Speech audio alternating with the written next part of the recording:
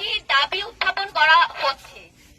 সেগুলি হলো লিঙ্গ সংবেদনশীলতা প্রসঙ্গে একাডেমিক ও পেশাগত দক্ষতা সম্পন্ন ব্যক্তিকে যৌন নিপীড়ন বিরোধী সেলের প্রধান হিসেবে নিয়োগ দিতে হবে এবং সেলের প্রয়োজনীয় সংস্কার করতে হবে। 2 নাম্বার, হাইকোর্টের নির্দেশনা অনুযায়ী দ্রুততম সময়ে যৌন নিপীড়ন সেলে আসা অভিযোগগুলোর নিষ্পত্তি করতে হবে। 3 নাম্বার হলো প্রত্যেক একাডেমিক বিল্ডিং এ নারীদের জন্য পর্যাপ্ত টয়লেট নিশ্চিত করতে হবে এবং ক্যাম্পাসে বিভিন্ন স্থানে পর্যাপ্ত সংখ্যক পাবলিক টয়লেট স্থাপন করতে হবে।